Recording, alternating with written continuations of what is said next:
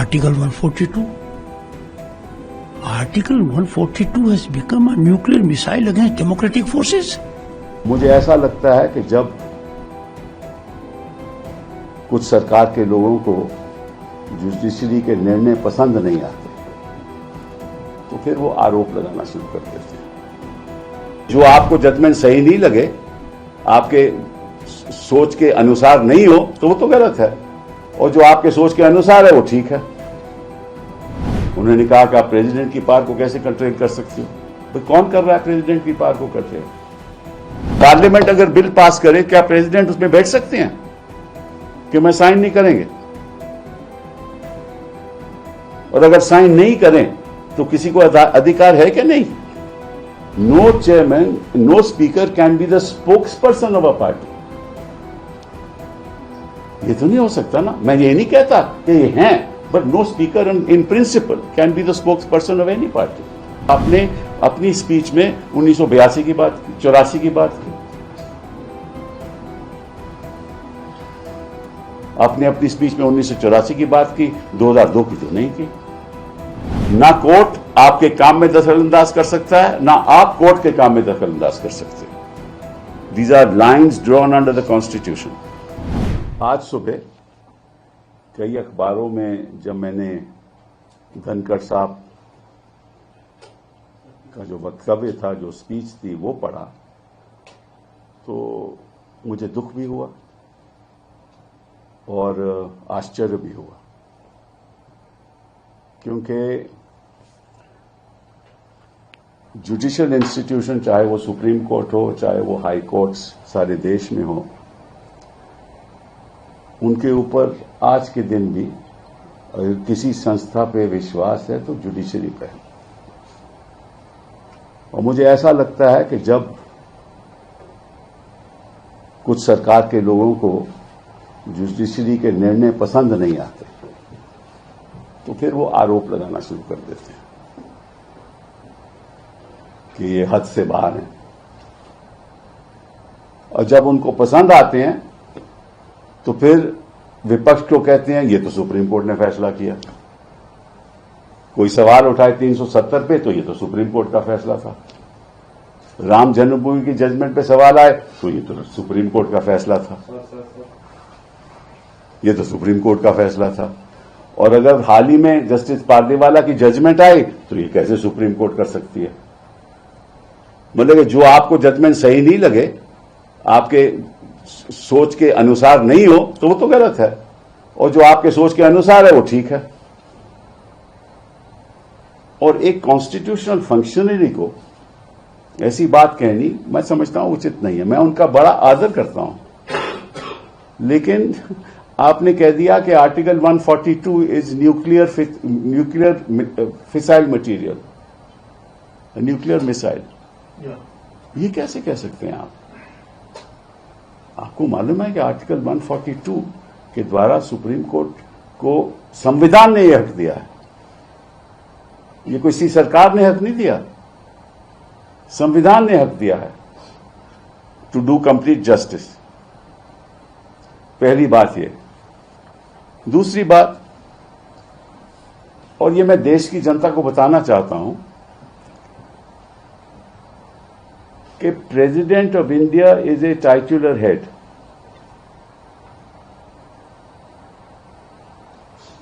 जब प्रेसिडेंट अपनी फंक्शंस करती हैं, वो कैबिनेट की एडवाइस के अनुसार करते हैं। The president acts on the aid and advice of the council of ministers. The governor of a state acts on the aid and advice of the council of ministers in the state। कि अगर कोई विधेयक पारित होता है तो governor के पास जाता है। गवर्नर, संविधान ने हक दिया है, गवर्नर कमेंट्स करके वापस भेज सकता है विधेयक को, और फिर अगर दोबारा पास कर दे लेजिस्लेचर, असेंबली पास कर दे, तो गवर्नर को साइन करना पड़ता है। ये संविधान कहती है। गवर्नर यह भी कर सकता है कि कोई विधेयक हो वो प्रेसिडेंट को भेज दे अपने कमेंट्स के साथ कि मुझे ये सही नहीं लगता, और प्रेसिडेंट अपने व्यक्तिगत अनुसार कुछ नहीं करती। President acts on the aid and advice of the council of ministers. वो बात सरकार, केंद्र सरकार पे जाती है, केंद्र सरकार के काउंसिल ऑफ मिनिस्टर्स पे जाती है। वो एडवाइस करते हैं प्रेसिडेंट को कि क्या करना है। ये प्रेसिडेंट का व्यक्तिगत हक नहीं है। ये धनखड़ जी को मालूम होना चाहिए। उन्होंने कहा कि आप प्रेसिडेंट की पावर को कैसे कंट्रोल कर सकते हो। भाई कौन कर रहा है प्रेसिडेंट की पावर को कंट्रोल? मैं उदाहरण के तौर से आपको बताना चाहता हूं कि गवर्नर के पास विधेयक जाए और वो 2 साल वहां पड़ा रहे, वो ऐसा वो अहम विधेयक हो कि जिसकी जनता के प्रति कई चीजें करनी हो, तो गवर्नर क्या बैठ सकता है? 2 साल बैठ सकता है उस मामले में, और कोर्ट को कोई अधिकार नहीं है कुछ करने का। This is in fact an intrusion on the supremacy of the legislature. ये तो उल्टी बात है।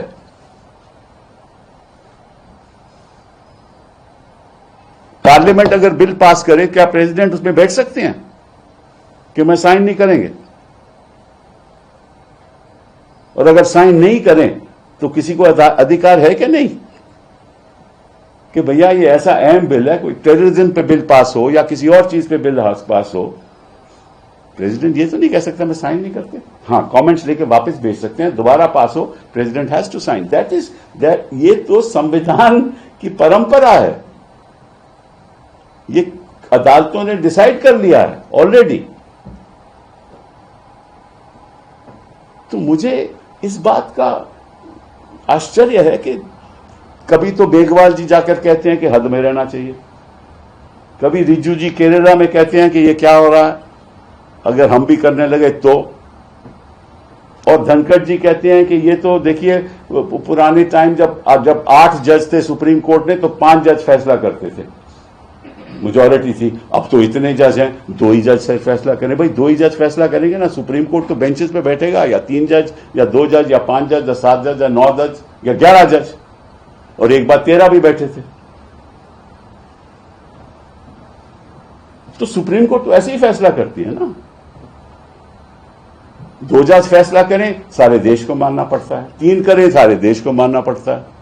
सुप्रीम कोर्ट होती है। आपको याद है जब इंदिरा जी के इलेक्शन का फैसला आया और उनको अनसीट किया गया, तो सुप्रीम कोर्ट के मामला आया कि स्टे क्या देना चाहिए। किस जज का फैसला था? एक जज का, जस्टिस कृष्णा अय्यर। याद है आपको? तब धनखड़ जी सब ठीक था, क्योंकि अब 2 जज का फैसला है वो गलत है, क्योंकि सरकार के पक्ष में नहीं है। बट कृष्णा अय्यर का फैसला बिल्कुल ठीक था, वो तो एक जज थे। तो ये किस किस्म की बातें हो रही हैं पब्लिक डोमेन में? मुझे तो, मैं सोच भी नहीं सकता। आपको मालूम है और सब देश को मालूम है कि जो हमारी लोकसभा है, जो स्पीकर की चेयर होती है वो बीच में होती है। एक तरफ ट्रेजरी बेंचेस, दूसरी तरफ विपक्ष, और उनको कहते हैं speaker of the house, not speaker of one party, speaker of the house. और वो वोट भी नहीं करते किसी बिल पे। वोट तभी होती है जब टाई हो। उस सिचुएशन में the speaker can, but he may vote on any side. यही मामला चेयर अपर हाउस का है। You are equidistance between the opposition and the ruling party, and everything that you say must be equidistant from that. No chairman, no speaker can be the spokesperson of a party. ये तो नहीं हो सकता ना। मैं ये नहीं कहता कि ये हैं, but no speaker in principle can be the spokesperson of any party. और अगर ऐसा लगता है तो फिर वो चेयर की गरिमा कम हो जाती है। हम तो चाहते हैं कि निष्पक्ष तरीके से काम हो। अभी धनखड़ जी कहते हैं देखिए इतनी डिसरप्शन होता है पार्लियामेंट में। वो मुझे याद है सुषमा स्वराज जी जब और अरुण जेटली जी जब डिसरप्शन करते थे तब तो किसी को तकलीफ नहीं थी। तब तो जेटली साहब कहते हैं this is part of parliamentary practice.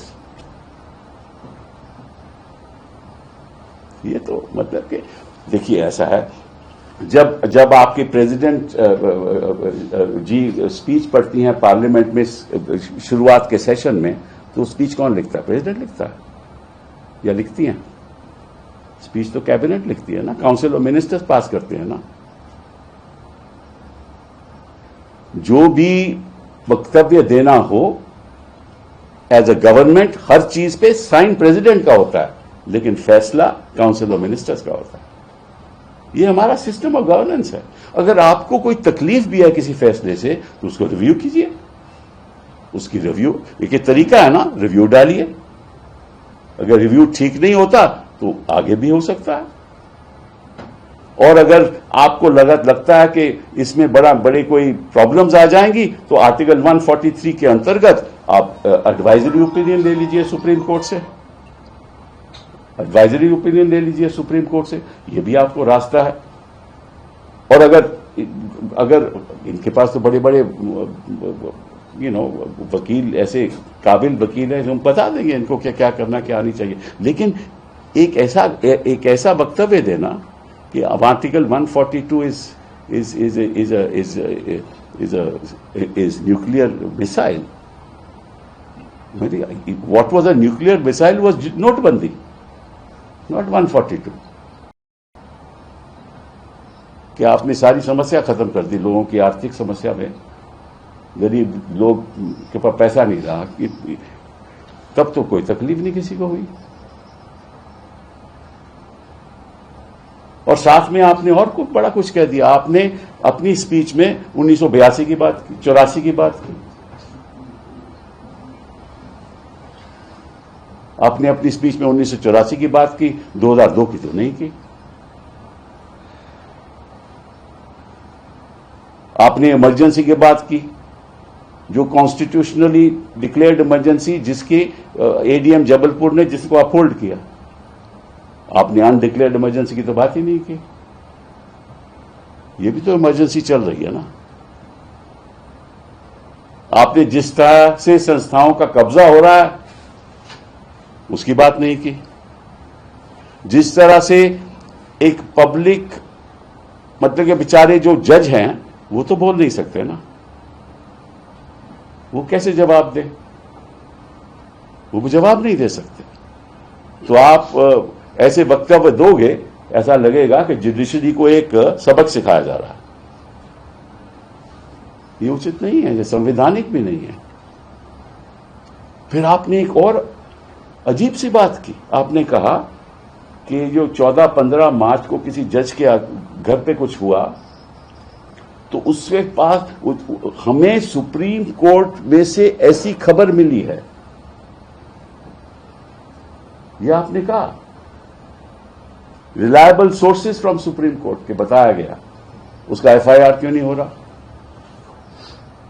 अभी आप तय करोगे वो एफआईआर करना। वो भी एक 5 जजेस का फैसला है वीरास्वामी का कि एफआईआर तभी होगी जब chief justice of India sanction देगा। तो उस फैसले को नहीं आप मानते? अभी जो फैसले हो चुके हैं उनको मानते नहीं, जो क्योंकि आप सोचते हो कि वो गलत हैं, और जो आप सोचते हो सही हैं क्योंकि सरकार वो ऐसा चाहती है, तो वो सही है। और फिर आपने ये कहा कि उसके खिलाफ एफआईआर होनी चाहिए, और आज तक कोर्ट क्यों नहीं बताती कि क्या नहीं है? तो कोर्ट आपको बताएगी। ये कोर्ट का एक कर्तव्य है कि आपको जाकर चिट्ठी लिख के बताए कि ये हो रहा है। कोर्ट फैसला करेगी और हम कोर्ट के लिए खड़े हुए हैं। कोर्ट को तथ्य तक पहुंचता है कि किसने साजिश की, किसने नहीं की। और आपको अगर कोई खबर है तो बताइए जनता को, और ये भी बताइए कि किसने आपको खबर दी। ना कोर्ट आपके काम में दखलंदाज कर सकता है, ना आप कोर्ट के काम में दखलंदाज कर सकते। These are lines drawn under the constitution.